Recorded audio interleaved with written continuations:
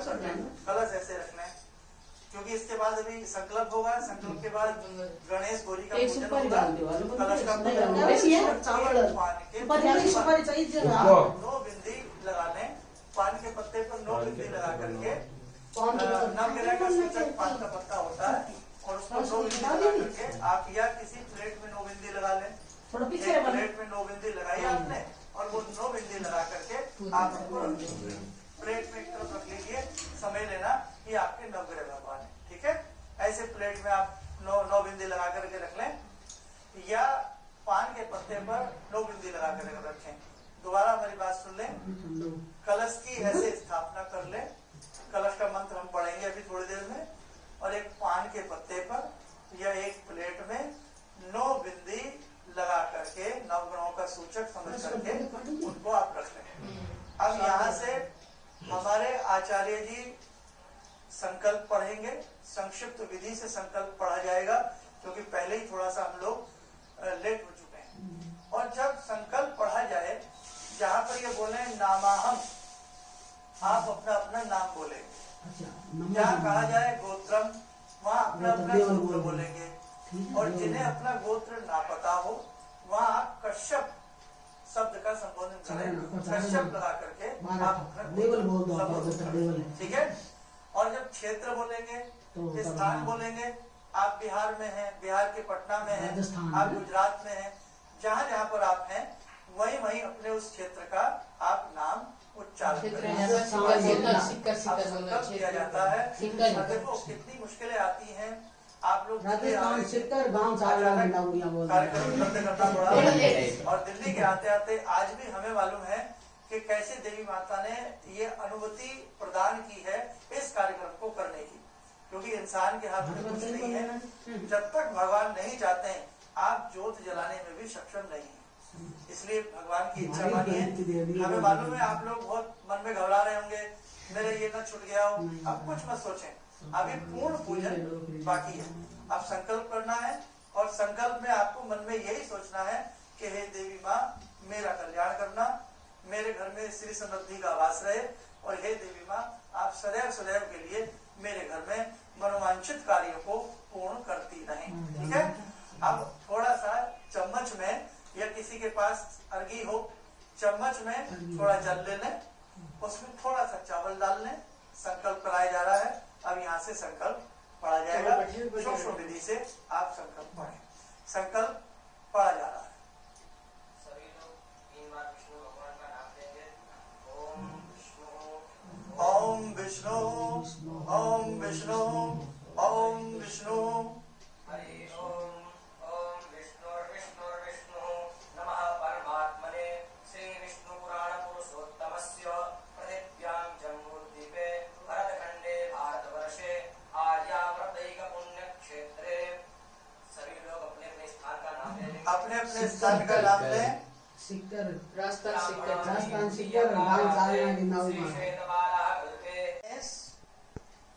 जो आपने उसमें बनाए हैं सुपारी के, मैं धीरे धीरे इसलिए बोल रहा हूँ आप लोगों को तैयारी का मौका मिले जिन्होंने ना की।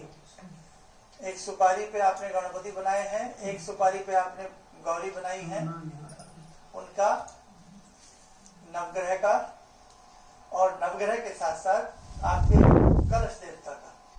अभी आपने आह्वान किया है, सबको बुलाया है, अब आपके घर में गौरी गणेश आ चुके हैं, आपके घर में वरुण देवता की उपस्थिति हो गई है, आपके घर में नवग्रह की उपस्थिति हो गई है।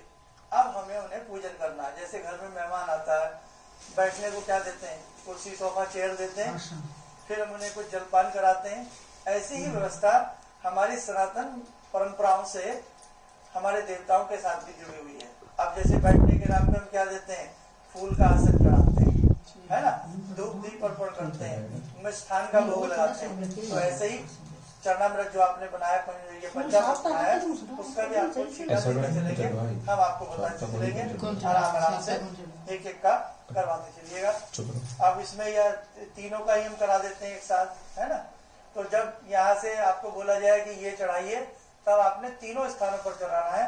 गौरी गणेश पर भी चढ़ाना है, कलश पर भी चढ़ाना है, और नवग्रह पर भी चढ़ाना है। ठीक है, करके एक ही व्यक्ति चढ़ा ले, बाकी चाहे उसको हाथ लगा ले या बाकी के लोग ऐसे नमस्कार की मुद्रा में बैठ जाए। चलिए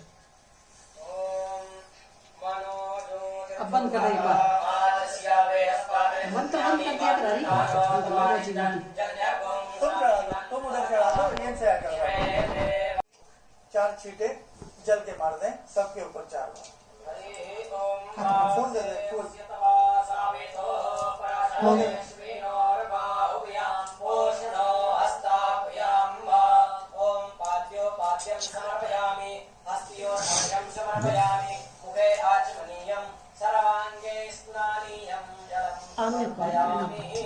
पंचामृत सभी को जो पंचामृत बनाया है तीनों को थोड़ा थोड़ा पंचामृत अर्पण करेंगे। तो चौथे माड़े में मेरे बैठी बैठा दो क्या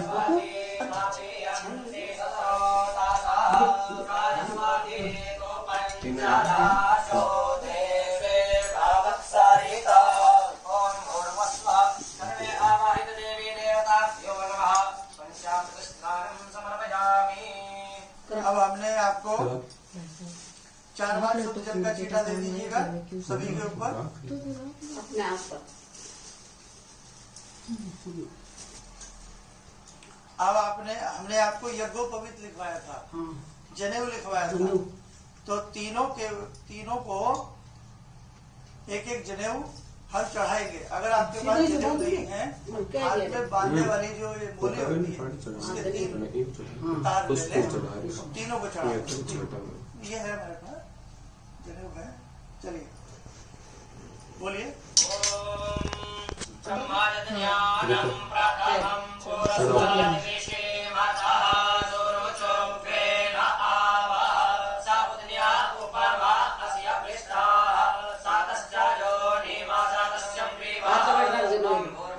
नहीं हमें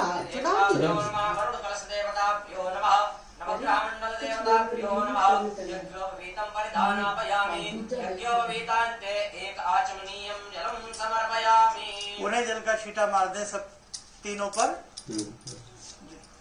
यहाँ भी मार। वस्त्र दे दीजिए। ये जो हाथ में बांधने वाला कलावा होता है उसके 3 तार ले लें, वो तीनों पर चढ़ा दें जी।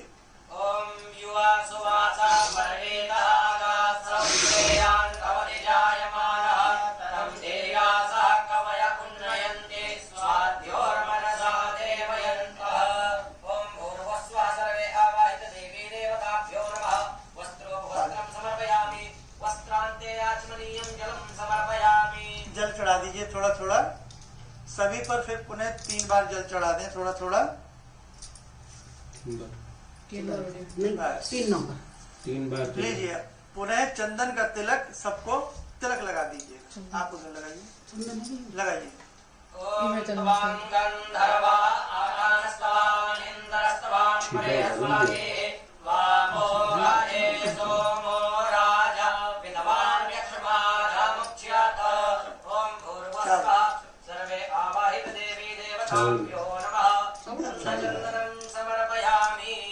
अब थोड़ा थोड़ा चावल सभी के ऊपर चढ़ा दीजिए, तीनों के ऊपर, नवग्रहों के ऊपर भी, गणेश गौरी के ऊपर भी और कलश देवता पर भी, तीनों पर चावल चढ़ाइए।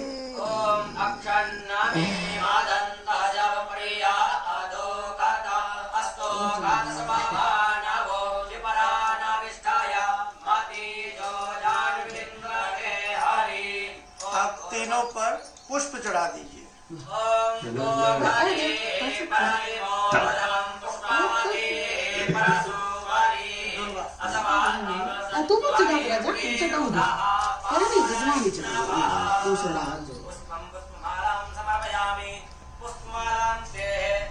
पुष्प चढ़ाइए। और अब आपने दुर्वा चढ़ानी है। दुर्वा केवल गणपति जी पर चढ़ानी है, गौरी पर नहीं चढ़ानी है, केवल गणेश भगवान पर। अगर दुर्वा है तो थोड़ी सी दुर्वा चढ़ा दीजिए।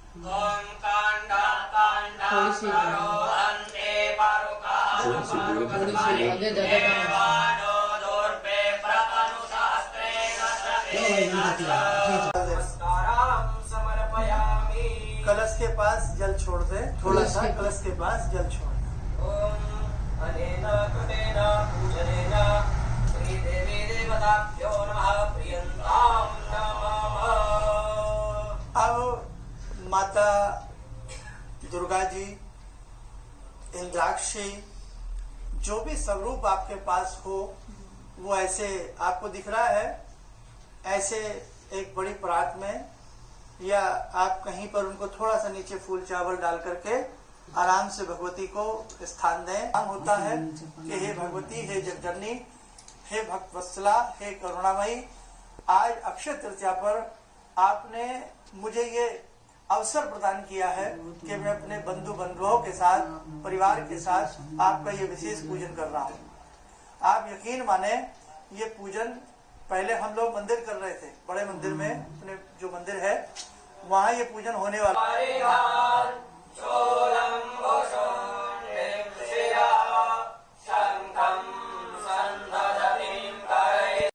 अब आपने एक कटोरी में फूल चावल ले लें, भगवती की अंग पूजा हो रही है, यहाँ से वो अंग पूजा करेंगे और आपकी जो भगवती की आपने फोटो तस्वीर जो भी रखी है उन पर फूल चावल आप थोड़े इसमें दे दो ना, थोड़े इसमें दे दो, खाली में दोने में दो, इसमें रखो, बस थोड़ा फूल रखो, तोड़ के फटाफट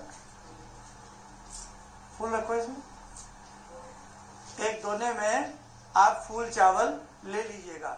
अंग पूजा मतलब जो हमने भगवती को विराजमान घर में किया है उनकी इच्छा से, अब उनके अंगों की प्रतिष्ठा की जाती है। एक एक अंग में भगवती के मानो प्राण आ रहे हैं और वो जो मूर्ति आपने रखी है वो प्राणवान बन रही है, और जब वो प्राणवान बन रही है, जब उसमें प्राण आ जाते हैं तब हम उनकी पूजा करते हैं। जैसे एक व्यक्ति है, अगर उसमें प्राण ही नहीं है वो निष्प्राण है, ऐसे ही भगवती की मूर्ति है। अब ये प्राणवान होने जा रही है, बहुत सावधानी से और बहुत प्रेम से आपको ये फूल चावल चढ़ाना है। मंत्र आपको समझ में आए ना आए, आप अपनी भावना बना करके रखना कि भैया मेरी तरफ से इंद्राक्षी धाम की ओर से जो पूजन हो रहा है मैं उसे आप स्वीकार करती रहना, और जैसा भी मुझसे अबोध बालक से, बालिका से पूजन बन पड़ रहा है, हे जगदम्ब, हे भवानी, आप उसे स्वीकार करना। और एक बात बताएं, जब जब जीवन पर संकट आते हैं उन संकटों का शमन करने के लिए भगवती दौड़ी चली आती हैं। माँ है ये, बालक को किसी भी प्रकार की परेशानी होती है, दर्द होती है, पीड़ा होती है, तो माँ पिता से भी पहले माँ सुनती है। इसलिए ये जगजननी का पूजन है। आपको बहुत श्रद्धा से, बहुत भाव से, बहुत भावना से इस पूजन को करना है। दूसरी बात, जब जब देवी देवताओं पर भी विपत्ति आई हैं, आपने देखा इंद्र, आपने देखा देवी देवताओं ने, सभी देवों ने और ब्राह्मणों ने मिलकर के जब भगवती की स्तुति की तो शताक्षी नाम से वो धरा पर आती हैं, सबको दर्शन देती हैं। और देखो, जो दुर्गम नाम का दैत्य था उसे मालूम था कि अगर वेदों का पठन पाठन ब्राह्मण बंद कर देंगे तो क्या होगा, देवताओं को यज्ञ का भाग नहीं पहुंचेगा और सारी सृष्टि में एक प्रलय आ जाएगी। वही हुआ, बरसात नहीं हुई, अन्न पैदा नहीं हुआ, कुछ भी नहीं हुआ, हर जगह प्रलय की स्थिति बन गई। शताक्षी माँ ने उत्पन्न हुई और दर्शन दिए। शताक्षी माँ ने सबको आशीर्वाद दिया और आशीर्वाद देने के साथ साथ अपनी आंखों से सहस्त्र धार बना करके उन्होंने सारी धरा को रस से, फलों को भर दिया। चारों ओर हरियाली लहराने लगी। अपने शरीर पर जब 100 वर्षों तक वर्षा नहीं हुई, उन्होंने शाक उत्पन्न करके सभी को दिया। उनका नाम इससे शाकंभरी भी पड़ा और शताक्षी भी पड़ा। सहस्त्र नेत्रों से जब उन्होंने चौमुखी जली जल किया, और जब दुर्गम का वध करती हैं, जब भगवती ने दुर्गम का वध किया तो उनका नाम भगवती दुर्गा पड़ा। समझे आप? तो कहने का भाव कि बड़ी बड़ी विपत्तियां सब पर आई हैं, देवों पर भी आई हैं, तब तक भगवती ने आकर के सभी को आशीर्वाद दिया है। और जब भगवती अंतर ध्यान होती हैं, कभी आपने सोचा कि जब भगवती अंतर ध्यान होती हैं तथास्तु कहकर भी चली आती है, वो कहाँ जाती है? हम लोग अपना अंदाजा लगाते हैं, मरने के बाद हम लोग स्वर्ग में चले जाते हैं, है ना। हरि के भक्त जो होते हैं वैकुंठ में चले जाते हैं।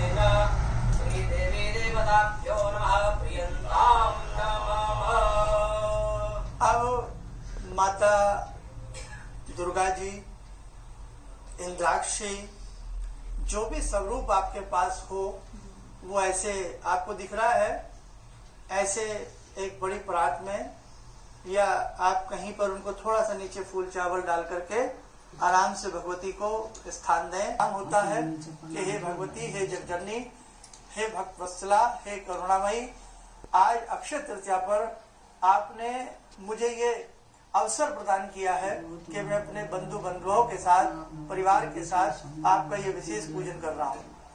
आप यकीन माने ये पूजन पहले हम लोग मंदिर कर रहे थे, बड़े मंदिर में, अपने जो मंदिर है वहाँ ये पूजन होने वाला।